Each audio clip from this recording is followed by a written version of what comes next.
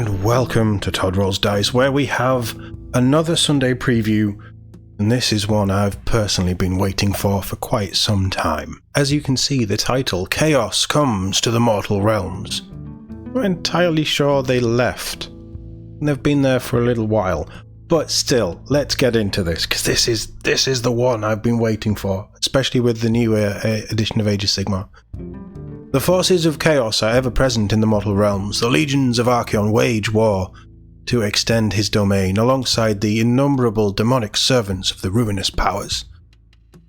Wow, that's a shift. The World Championships of Warhammer take place in Atlanta, Georgia next week, alongside the Grand Narrative. Teams from all over the world will be competing for glory at the most prestigious tournament event in the world of Warhammer, I'm gonna guess. And while the fate of the Cassandran sector will be decided during parallel events, held simultaneously in the United States and Great Britain. Wait, their narrative events actually affect the lore of Warhammer? That's pretty cool. In fact, that's really cool. I didn't know that they did that. There are also loads of Warhammer reveals coming during a special preview show on Friday the 22nd of November. Tune in to the Warhammer YouTube channel at 6 PM GMT for oodles of good stuff. Oodles? Who says oodles these days? More soldiers are on the march in next week's pre-orders. While a collection of combatants are heading to the Warhammer Underworlds, there's also a great selection of Black Library books incoming. Let me know in the comments if you want me to cover the event, the preview show live. I should be able to do that. It's interesting it's not on Twitch. That tells me that it's pre-recorded. As I say, let me know in the comments if it's something that you would like to see me do live. If not, I'll just record my reaction. Probably live, but I'll just upload it afterwards. Let me know. Let's leave it at that. But then let's get into the real meat of this. So this is going up for pre-order on the 23rd, Saturday the 23rd of November, and releasing on Saturday the 7th December, which means we're getting into Christmas, period, and everything's going to be mad. So if there's stuff on here that you want, you're probably best off getting it quicker. Age of Sigmar releases, Battle Tome, Slaves to Darkness. Yes! It's my Dark Oath boys and girls, my barbarians. Finally getting their book after, 3 months? I've not been waiting long, to be honest. So I'm not going to read through all of these. We're just going to say what's coming, basically. But Slaves to Darkness Battle Tome, you've got your traditional Battle Tome there, the hardback. These are really nice. I prefer, from what I've seen, I prefer these books to the actual 40k codexes. But you're also getting the Gamer Edition, which is, price-wise, I think these are about 40 quid. On Games Workshop sites. You can, third party, you can usually get them cheaper. But these are sort of 35, 38 quid, I think. And then the Gamer Edition is about 50 quid. UK, I'm in the UK, so I use UK money. And these prices are rough anyway, but they're about 50 quid, but you get basically the exact same tome, but in paperback, and you get all of the cards. I believe the cards actually have more cards than the normal card box because you get all of the faction information as well. So this is really, if you're going to be playing with them and you don't want the hardback book, this is perfect. I think I'm going to pick up the Gamer Edition because I'll be buying the cards anyway, and I want a book that isn't, like, it gives me all the same information, but I don't want to carry around a hardback book. I'm not a lover of hardback books. Especially not when they're going to be bouncing around in a bag and they get dog-eared and things. And so yeah, that's where I think I'm going to go. And hopefully, if I do manage to pick one up, then we'll just run through sort of unboxing it and having a little look at it on the channel as well. So that's great. That's what I've been looking forward to the most. Chaos Sorcerer Lord. We've talked about this model when we saw it on the last reveal show. It would be fine if we hadn't had that super nice... Was it an anniversary one? The Warhammer Day model? It's just so much nicer than this, for the same model, basically. So I will be skipping this, but it's not awful. And it does have a few different head options, I believe. Abraxia, Spear of the Everchosen. This is a beautiful model. I thought she was already out, though. Maybe it's just a rebox, or maybe she wasn't released individually. I really like this model, and now she's actually got pretty good rules up until the Battle Tome comes out and everything changes. Spearhead Dark Oath Raiders! Yes! These guys are amazing. I love my Dark Oath far too much. And this is a really nice spearhead because you get cavalry, which is really strong. You get 10 marauders, but you also get the savages, which is also a Warcry team.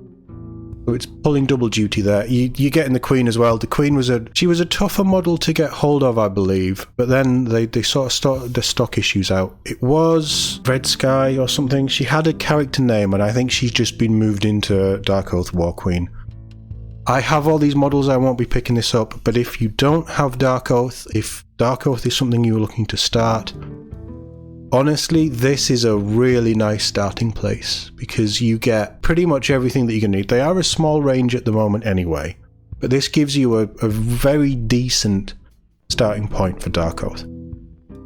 So that's really cool, making it the greatest muscle to miniature ratio available in any Spearhead box. Yeah, very nice. And I think when they revealed this, they said that all of these units, except the Dark Oath Queen, can be resurrected, which is pretty strong. So I need to get all mine sort of built and painted up. Looks like I've got 3 weeks to do it before I can start running them. But it's just a fun little spearhead, I think. Now you're also getting the War Scrolls. If you're not buying the Gamer Edition, you may want those as well. And the dice, I mean, so the dice have always been a bit rubbish over the last few years, but is it not even worse when the 6 is the one that has the icon on and they're not even showing you what the icon looks like, even though it's just going to be that Chaos Star with the skull on? They're black and white, there's nothing fancy about them, and it's only 16 dice. But it doesn't even show you, like, marketing. Whoever does your photography for this stuff, just put a fucking 6 in the window so that you can actually see what it looks like. How hard is that? You just open the box, you move a few dice around, you only need to move 3-4 dice around. Honestly. Moving on, more fantasy. Warhammer Underworlds, the launch box, probably... Did it just release this weekend officially? Yeah, I think it's just come out. I thought that these were a pair, but they're not. They're individual Underworld Warbands. So the Jaws of Idzel, which is the lizard boys, the lizard folk. I don't know what, I mean, the lizard men, are they? Are they just lizard men?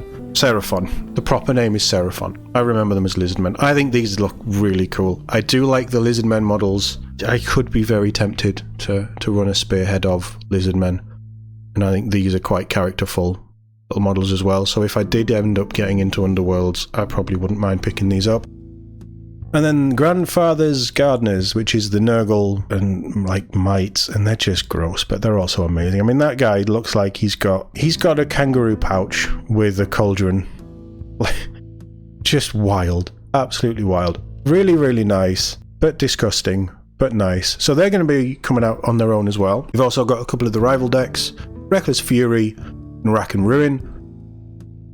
And also, I think we covered these, I'm not entirely sure, but these Heroes and Hunters box, which gives you 4 of the older warbands. They're re-releasing them. It would be nice if they were re-releasing them, you know, on their own. I really like that warband with the Witch Hunter and the dogs and the human side of it. I don't really want the other 3, but hey. So this box contains Hexbane's Hunters, Myri's Purifiers, Thandric's Profiteers, and Yelthari's Guardians. That's your 4 warbands, 19 miniatures. I'd be very interested to know how much these boxes are, because that to me screams 60 quid plus, maybe. Each one of these warbands was about 25 quid before they were pulled, so that's like going by Games Workshop prices, which are far too much sometimes for what they offer. You're looking at potentially 100 plus quid of how they value their teams. At 60 quid, I think you're really pushing it, because that's pretty much a few quid short of the starter box. It doesn't say anything about... I'd hope that this would contain the cards and things for each of these, but they might not, and then that brings the price down even more. We'll see. I'll be very interested to see how much these are, because I would like those guys, but no one else. You're also getting the Spoilers and Demons. Again, I really like that one. Kargra's Ravagers. Not bothered about the others. This is why I wish they'd done them individually. But it's 4 Chaos Warbands. Who have we got here? We've got Karga's Ravagers, we've got Aphilim's Pandemonium, I think that's the Zinchi one. We've got the Dread Pageant, which is probably the Slaneshi one. And then the God Chosen of Drom, which is obviously the Khorne. So you've got a bit of everything except Nurgle in there. That's every god covered. Obviously your Nurgle band is up there. But these are our older ones. Quite a lot of them have been out of print for a while as well, so... the Revenants of the Realm, which is the Death Warbands. Again, there's one in here that I really like. I love the Ossiarch Bone Reapers, and they've got like a really cool archer and really cool looking warriors and things. I really liked that one. It's been unavailable for so long, otherwise I would have picked it up. But I'm not buying one of these boxes just for one warband. But in here you get the Headsman's Curse. I'm gonna guess that's the Ghosts. Crimson Court, which is also in the starter, the old starter set for Underworlds. I think most people probably have the Vampires. Canaan's Reapers is the Ossiarch Bone Reapers, and the Grimwatch, I'm gonna guess that's the Vampires? No, the Grimwatch is probably the Ghosts, and the Headsman's Curse is probably the Courts? Maybe? Not entirely sure on that one. But again, like, if you will play all of these, the box is probably good. If you know people who want the warbands that you don't, the boxes are probably good. This all depends on the price. But each of these boxes, each of these warbands, they are always really nice miniatures. Whether you like that, you know, if you like the Lumineth or not, I think you do have to accept that these are all really nice sculpts. Really individual, really unique sculpts. Quite a lot of the time they do have rules for Sigmar, so we'll see what happens with that. And finally, we have the Brutes and Bandits. This is the Destruction Warbands. You've got, and again, I wouldn't have them, but I really like the Pirate guys. This is the problem. There's so many nice models out there. But in here, you get Grinkrak's Loon Court, which I'm guessing is the little goblins over there. Morgulk's Crushers is going to be the Iron Jaws. Black Powder's Buccaneers is the Pirates. And a Cunning Crew, it's going to probably be those guys there, which are the other orcs. And I can't remember what they're called. But again, this is very much just a reboxing of these warbands. Each of these is just 4 of the warbands of said order. Said, you know, type, whichever order, chaos, destruction, and death. Just thrown in together. I hope that they price them competitively. This is also Games Workshop, so we'll see. But these boxes will live and die on the price. And I think if you were to maybe look on eBay after release, you might be able to get the individual ones. They're probably going to be expensive. But yeah, these are coming out, and I think it's good that these are coming out now. So as soon as the new edition is hitting, the new the new old warbands coming out, and they're really trying to give people loads of choice and loads of options. We're also getting Warbands of Emberguard cards. This looks like...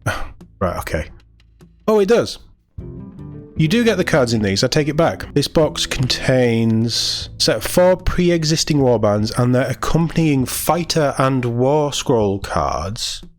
So why would you need this?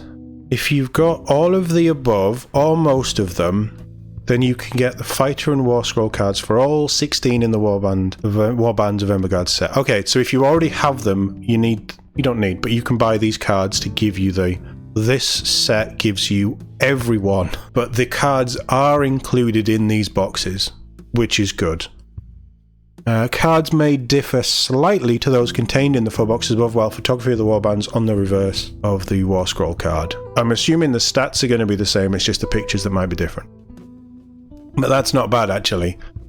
This has everything that you need for each of these warbands. So, again, price is a factor, but it's 4 warbands in a box. Complete, ready to go. Which is how it should be, let's be honest. Moving down, we're now onto the Black Library stuff. Interceptor City Mega Edition, I like this. Dan Abnett's next book, Interceptor City, is 20 years after the events of the legendary Double Eagle, and it follows the Imperial fighters. But you get, flight book, beautiful box, flight recorder box, you get a map, you get pin badges and patches and all kinds of things. You get pilot's notes for the Avenger Strike Fighter.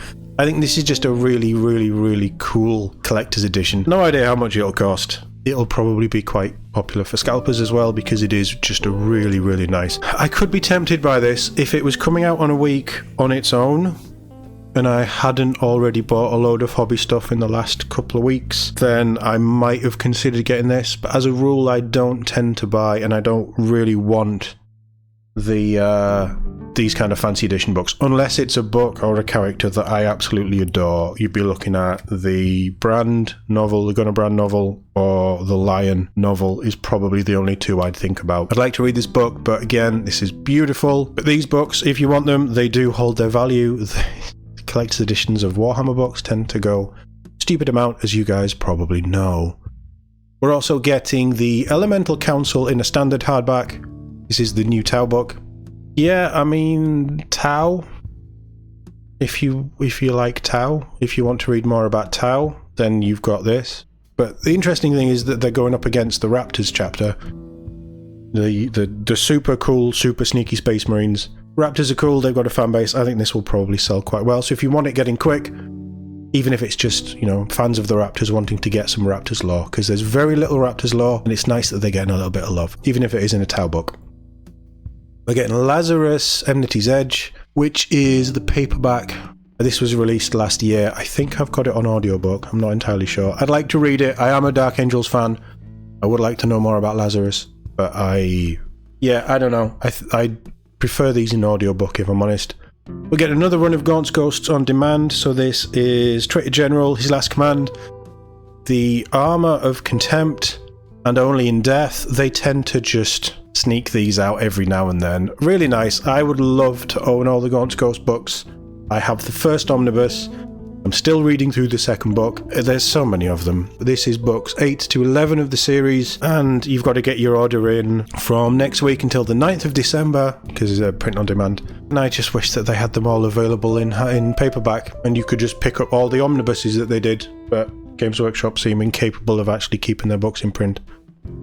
We're also getting some international editions, so French and German, for Cypher Lord of the Fallen in hardback and ebook, Modern Val, Spear of Faith in paperback and ebook, Exorcists in Oaths of Dominion, available for French readers in paperback and ebook, and the Horus Heresy Collection 14 hardback.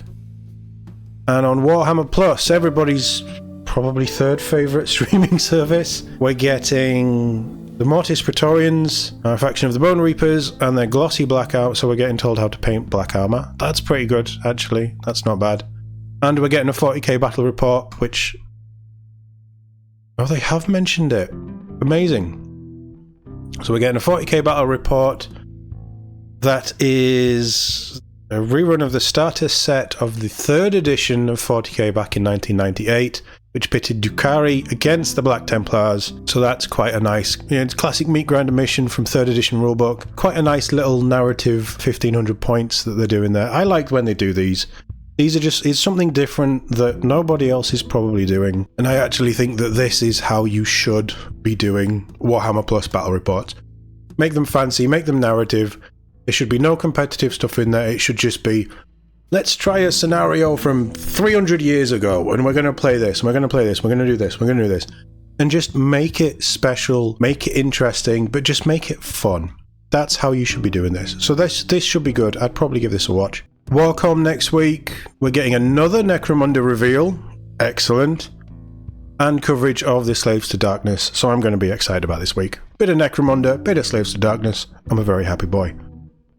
Finally, for the preview on Friday the 22nd of November, we're covering, wow, just about everything. Old World, Age of Sigmar, 40k, Horus Heresy, and Black Library.